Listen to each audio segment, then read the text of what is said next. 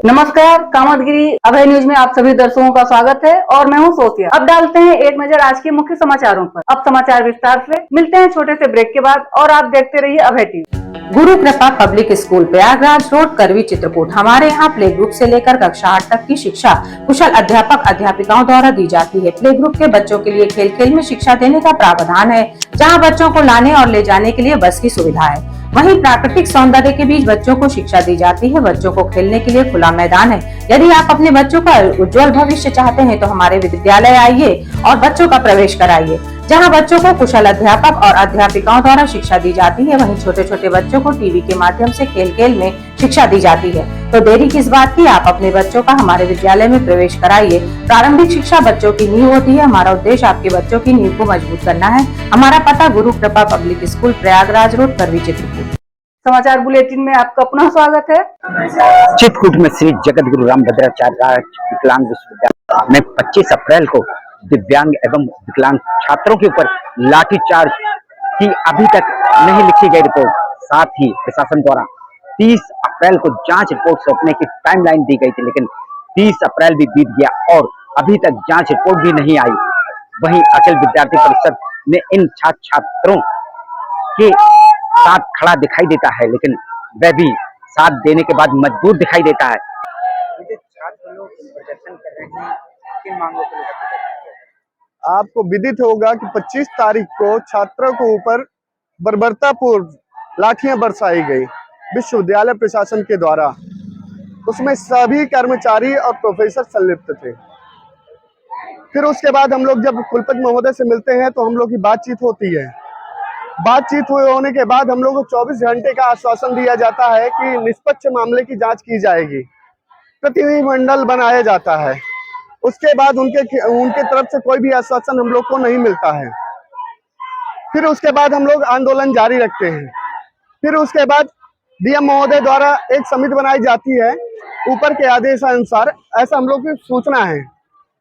उस समिति का हम लोग को जवाब मिलता है कि आप लोगों को 30 तारीख को निष्पक्ष जांच करके दी जाएगी।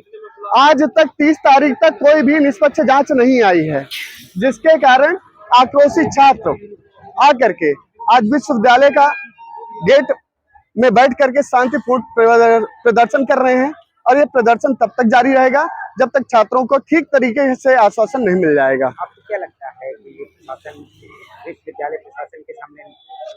विश्वविद्यालय प्रशासन एकदम से तानाशाही के रोल पे आ चुका है। नहीं, जिला प्रशासन किस तरह का रवैया अपना रहा है? जिला प्रशासन मुझे लग रहा है कि कहीं ना कहीं किसी के दबाव में आ रहा है, तब जाकर के इन दिव्यांगों छात्रों की मांगों को ध्यान नहीं दे रहा है, एकदम से इग्नोर कर रहा है। और इस मामले में एकदम से जांच होनी चाहिए और छात्रों को न्याय मिलना चाहिए। जी, रिपोर्ट लिखी है कि नहीं? रिपोर्ट भी अभी तक नहीं दर्ज हुई है। और छात्रों की प्रमुख 2 मांगे हैं कि उनका मेडिकल करवा करके उनकी एफआईआर दर्ज की जाए। विश्वविद्यालय प्रशासन में जो भी इस घटना में संलिप्त लोग हैं उनके खिलाफ एक्शन लिया जाए और उनको सस्पेंड किया जाए। क्या नाम है? रोहित पांडे नाम है, विद्यार्थी परिषद प्रदेश संयोजक। इस मामले को लेकर जहां अखिल भारतीय विद्यार्थी परिषद ने के संयोजक ने जिला प्रशासन के ऊपर विश्वविद्यालय प्रशासन के दबाव का आरोप लगाया है, वहीं दिव्यांग एवं विकलांग छात्रों ने यह भी आरोप लगा दिया, जहां ये विश्वविद्यालय विकलांग छात्रों की सरपरस्ती करता था, वहीं विश्वविद्यालय उनकी मांगों को लेकर उनके ऊपर लाठीचार्ज क्यों किया, उनका ये भी आरोप जिला प्रशासन विश्वविद्यालय के सामने नतमस्तक है। वहीं तभी तो जिला प्रशासन जांच रिपोर्ट नहीं दे रहा है। वहीं उनका यह भी आरोप, क्या उन छात्रों को न्याय नहीं मिलेगा जिनके ऊपर विश्वविद्यालय ने लाठीचार्ज किया?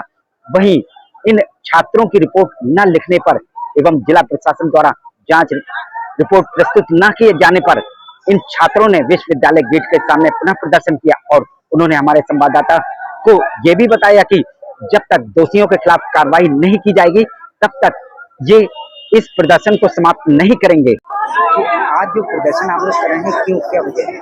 सर, इसकी वजह ये सबसे बड़ी ये है कि 25 हाँ कुछ नहीं, आप बोलिए। हाँ बोलिए। एक सेकंड रुकिए। हाँ, तो ये कह रहे थे कि 25 तारीख को, इससे पहले भी हम बच्चों की मांगे गई थी वहाँ पास, जहाँ पास कुलपति द्वारा हमें ये आश्वासन दिया गया था कि आप हमें 3 महीने का समय दीजिए, हम आपकी मांगों को पूरा कर देंगे। हम बच्चे उसी तरह उनका मांग करते हुए वहां से लौट आए। उसके बाद 3 महीना बीत गया, किसी भी प्रकार की कोई कार्रवाई नहीं की गई। थोड़ा बहुत जो था रेलिंग वगैरह बच्चों की। 25 तारीख को यह घटना घटी कि पूर्व मांग को लेकर हम बच्चे दोबारा गए वहां, दिव्यांग भाई बहन। उसके बाद उन्होंने क्या किया कि हमारी मांगों को नहीं सुने, साफ तौर पर मना कर दिए। बोले कि तुम लोग का यही नाटक रहता है, आप लोग जाइए यहाँ से। उसके बाद बच्चे वहां रुक गए, ये लोग गेट बंद कर लिए। बच्चे थोड़ी देर प्रदर्शन किए थे, ये लोग गेट खोल के ब्लाइंड बच्चों पे लाठीचार्ज कर दिया और इतनी बुरी तरह मारे कि आप लोग वीडियो पे साफ देख सकते हैं।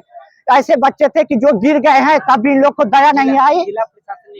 जिला प्रशासन का दायित्व बनता है कि यदि वो हमारे हित में होते और बच्चों की सहानुभूति से उनसे मतलब होती, तो जो संदिग्ध व्यक्ति है पहले उसको अंदर करती और फिर कार्रवाई करती। जिला प्रशासन अभी तक देख लीजिए उनकी सुरक्षा में लगी हुई है और यहाँ तक कि हमें टाइम पे टाइम दिया जा रहा। 25 तारीख को भी ये बोला गया था कि आप लोग 30 तारीख तक के टाइम दिया गया था। बोले कि डीएम के अध्यक्षता में कमेटी की बैठक की जा रही है और आपको 30 तारीख को पूर्ण सहयोग दिया जाएगा, आपकी मांगे पर स्वीकार की जाएगी, जो दोषी है उनके ऊपर कार्रवाई की जाएगी। लेकिन ऐसा कुछ नहीं हुआ है। आज प्रदर्शन जब आप लोग कर रहे हैं तो कौन लोग रुक रहे हैं? उनका नाम नहीं पता। एक बच्चा आके मुझे बताया कि एक पुलिस वाला बोला है कि आप लोग का प्रदर्शन बेकार है, व्यर्थ है, आप लोग चले जाइए, पढ़ाई कीजिए, यहाँ कुछ नहीं होगा। इसके बाद जब हम लोग रोड जाम कर रहे थे तो दोबारा हमें बोला गया, आश्वासन दिया गया कि हमें 2 घंटे का और समय दीजिए। बताइए हम इन्हें कितना समय दे? हम दिव्यांग है, कितने सक्षम है, लेकिन हम लोग फिर भी अपनी लड़ाई लड़ेंगे। इन्हें जो करना है करें। क्या नाम है आपका? संदीप कुमार। आखिर में डालते हैं एक नजर आज के मुख्य समाचारों पर। अब हमें इजाजत दीजिए, अगले समय हम फिर हाजिर होंगे पुनः कुछ खास खबरों के साथ। नमस्कार और आप देखते रहिए अभय टीवी।